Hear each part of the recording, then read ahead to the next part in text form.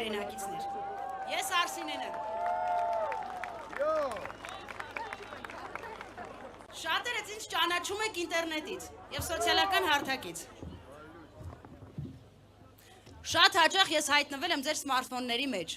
եւ անկախ ձեր կամքից հետեւել եք իմ ելույթներին։ Այսօր ինձ համար մեծ պատիվ է գտնվել այստեղ։ Հաղթած նախագահի կողքին, նրա թիմի հանրահավաքին եւ կիսվել իմ տեսակետերով։ Սիրելի ժողովուրդ, ես միշտ հեռու եմ եղել քաղաքականությունից, բայց այսօր, անկախ մեր կամքից, քաղաքականությունը ներխուժել է մեզանից յուրաքանչյուրի ընտանիք։ Մեր առօրյա զրույցների, ցանկությունների, մտահոգությունների եւ անհանգստությունների կենտրոնում հայտնվել են հարցեր, որոնք վերաբերվում են մեր երկրի ներկային եւ ապագային։ Իմ քաղաքական հայացքները, կարծում եմ, ձեզ արդեն որոշ չափով հայտնի են սոցիալական հարթակից, որտեղ իմ քաղաքական հայացքները, կարծում եմ,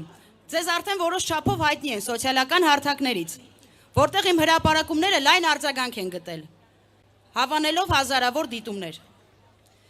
Եվ ես այսօր չեմ ուզում խոսել նրա մասին, ինչի մասին բազմիցս ասել եմ։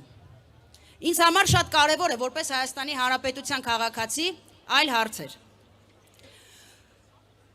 Կանայք որպես կանոն ավելի էմոցիոնալ են։ Ես նույնպես այդպիսինն եմ։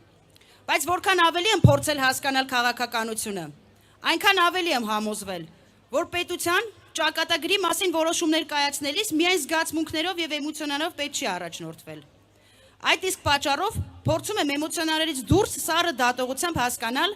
թե ինչ է կատարվում Հայաստանում եւ Հայաստանի շուրջ։ Եվ հենց այդ սառը դատողությամբ եմ կանգնած Ռոբերտ Քոչարյանի կողքին։ Նախ այն պատճառով, որ նրա մեջ տեսնում եմ ղեկավարի, որը չի առաջնորդվում պահի էմոցիաներով, այլ փորձում է խնդիրներին տալ խելամիտ լուծում, առանց պոպուլիզմի, ծառայելով պետությանն ու ժողովրդին։ Պետական կառավարման մեծ փորձ ունեցող, իր կյանքի զգալի մասը Հայաստանին, Արցախին եւ հայ ժողովրդին նվիրած մարդու ներկայությամբ ես չեմ հավակնում խոսել աշխարհաքաղաքական հարցերից կամ պատրաստի վերլուծություն առաջարկել։ Այսօր քաղաքական դաշտում շատ է քննարկվում Հայաստանի արտաքին քաղաքական կողմնորոշումը, հարաբերությունները տարբեր միջազգային գործընկերների հետ։ Խաթարված են հայ-ռուսական հարաբերությունները, իսկ հայ-իրանական հարաբերությունները արդեն իսկ խնդիր են ստեղծում։ Հայ ժողովուրդը ժամանակին եղել է եւ մասնակցել է իրանական հարաբերությունների բարելավմանը։ Հայրս,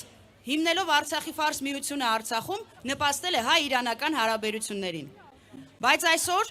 երբ մեր հարևան Իրանը կյանքի ու մահու կռիվ էր տալիս, մեր իշխանությունները զբաղված էին եգիպտացորեն ուտելով, երգելով եւ պարելով, այնինչ կարևոր էր գերակշռել պետական շահը։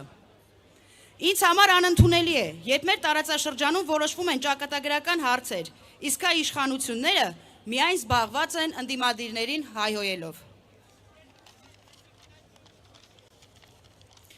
Ժողովուրդ ջան, ես ընդամենը մեկ երազանք ունեմ։ Ուզում եմ Հայաստանը հավերժ ապրի։ Ուզում եմ միշտ լինել Հայաստանի Հանրապետության քաղաքացի